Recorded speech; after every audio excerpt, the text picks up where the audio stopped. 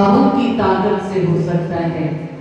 हमारी दुआएं इतनी असरदार हो कि रोज हम प्रभु से दुआ मांगे, ऐ प्रभु मुझे वो मिल जाए जो मैं आपसे मांगू, और मांगू भी क्या तो आपके चरणों में ठिकाना मांगू। आप जैसा मुझे बनाना चाहते हैं मैं वैसा बन जाऊं, जिससे आप प्रसन्न हो, जिससे आपको खुशी मिले, मैं वैसा बन जाऊं। क्योंकि मैं स्वयं इतना बलशाली नहीं, इतना ताकतवर नहीं कि मैं आप जैसा चाहते हैं वैसा बन जाऊं।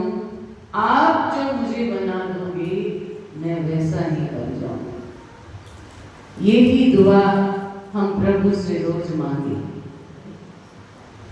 आप सबने छुट्टियों का बहुत आनंद लिया। सभी कोई मायके गया, कोई घूमने गया, कोई तीर्थ पर गया, सबने आनंद लिया। लेकिन जब घर आए तो सच्चा आनंद घर आकर के ही मिला। सबने ये सोच लिया था जब वो गए थे, चाहे कोई मायके गया था या कोई तीर्थ यात्रा पर गया या कोई घूमने वैसे गया, तो सब सोच करके गए बस थोड़े दिन में घर आना है, और घर आकर के ही मन को शांति मिली। तो संत महापुरुष क्या समझाते हैं, जिस तरह से आप कुछ दिन की छुट्टियां मनाने अपने घर से बाहर गए, लेकिन सच्ची शांति और सुख तो आपको अपने घर में ही आकर के मिला, ऐसे ही हम उस परम पिता परमात्मा से कुछ दिन की छुट्टियां लेकर के इस संसार में विचरण करने आए हैं। खोज रहे हैं दो पल का सुख मिल जाए, आनंद मिल जाए। दो पल की खुशी तो मिलती है, लेकिन सच्चा आनंद और शांति नहीं मिलती। घर आकर के ही सुख और शांति मिलेगी जब हम उस परम पिता परमात्मा की चरण शरण में बैठ जाएंगे और रोज वो हमारे झुके हुए शीश को अपने हाथों से सराहेंगे, तब जाकर के मन हमारा शांत होगा। छोटी छोटी बातें ज्ञान से भरी होती हैं, अगर हम समझना चाहें तो बहुत गूढ़ ज्ञान है। भगवान कृष्ण से अर्जुन ने पूछा कि प्रभु, संसार में जीव कुछ लोग विचरण करते हैं, हरि नाम जपते हैं, सिमरण करते हैं, लेकिन कुछ लोग कर्म नहीं करते, ना तो सिमरन करते ना भजन करते हैं। संसार में जो उनको भाता है वही कर्म करते हैं। तब भगवान कृष्ण ने जब इस प्रश्न को सुना तो अर्जुन ने कहा कि फिर आप उनके साथ क्या करते हो? भगवान कहते हैं कि मैं कुछ नहीं करता, ना तो मैं उनसे प्रेम करता हूँ, ना इस लोक में उन्हें अपने चरणों में बिठाता हूँ, ना उस परलोक में उन्हें स्थान देता हूँ, ना ही वो जीव इस संसार में रहकर के सुख को प्राप्त करते हैं, आनंद को प्राप्त करते हैं। तो भगवान से कृष्ण कहते हैं फिर क्या होता है उनके साथ? बोले, जिस तरह से इस संसार में विचरण करते हैं बिना भक्ति भजन नाम सिमरन के, सेवा के, उसी तरह उस लोक में जब वो जाते हैं तो उन्हें वापिस इस लोक में फिर भेज दिया जाता है। वो इसलिए कि तुम्हें एक मौका और दिया जा रहा है, जाओ और अपना जीवन संवारो। मानुष की देही में रहकर के कभी न कभी किसी न किसी के सत्संग में या कहीं न कहीं दो पल दो घड़ी हम किसी संत के चरणों में बैठे होंगे। उसी फल स्वरूप भगवान दोबारा हमें मौका देते हैं कि तुम इस संसार में जाओ और फिर अपने जीवन को सुधार लो, संवार लो। जिस तरह से सोने को भगवान के मुकुट में धारण करने के लिए कितनी बार तपना पड़ता है।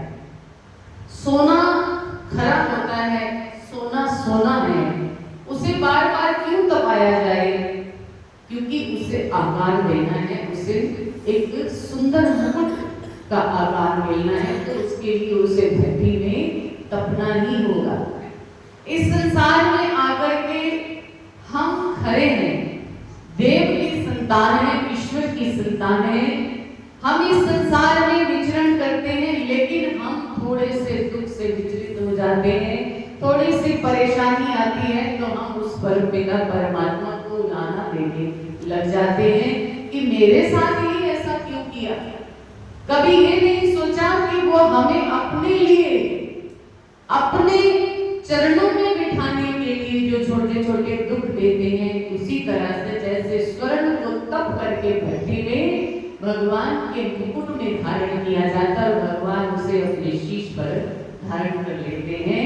ऐसे ही हम संसार में दोबारा आए और आने के बाद दुखों से घिरे, परेशानियों से घिरे, तो भगवान यही कहते हैं कि तुम्हें मैं छोटे छोटे दुख परेशानियां इसलिए दे रहा हूं कि तुम इन सीखों से, इन दुखों से, इन परेशानियों से कुछ सीख लो कि तुम मेरे हो और तुम्हें मेरे लायक बनने के लिए क्या करना है। मैं तुम्हें अपने चरणों में, अपनी शरण में बिठाऊं, उसके लिए तुम्हें किस तरह से अपने आप को परिपक्व बनाना है, अपने अंदर जो कितने जन्मों की मैल है, जो कितने जन्मों के विकार हैं, उनको दूर करना है और फिर जाकर के तुम मेरी गोद में बैठ सकते हो। ऐसे नहीं। तो कई बार हम सत्संग में नहीं आते, कई बार कीर्तन में नहीं बैठते, या कई बार सेवा नहीं करते, तो उसके बाद हम विचार करें कि हमें परमात्मा हमेशा खुशियां दे, हमें परमपिता परमात्मा सदा जीवन में वो दे जिसकी हमें कामना है, तो कैसे हो सकता है। सत्संग करने से हमारा मन शुद्ध होता है, हमारा मन पवित्र होता है, फिर हम सेवा भी करते हैं और अपने मन की मलिनता को भी धो लेते हैं। सेवा से हमारे जीवन, हमारे शरीर की जो कालिमा है, जैसे कि हम हाथों से सेवा करते हैं, पैरों से चल करके दरबार में आते हैं, जुबान से हम जो मीठे वचन बोलते हैं, हमारी सारी शरीर की इंद्रियां गुरु सेवा में जब लग जाती हैं, फिर लगने से धीरे धीरे वो सब पवित्र हो जाती हैं। और फिर जब सारी इंद्रियां हमारी पवित्र हो जाती हैं तो परमपिता परमात्मा हमें अपनी शरण में बिठाते हैं और फिर शरण में बिठा करके वो दुलार, वो प्यार देते हैं जिसके लिए हम दिन रात तड़पते हैं। संसार में रह करके सारा दिन कारोबार में बिता देते हैं, दो पल का सुख चाहते हैं, लेकिन वो नहीं मिलता। मिलता कहाँ है? प्रभु के चरणों में। वही हमारा सच्चा घर है, वही हमारा निज स्थान है, परमपिता परमात्मा की गोद।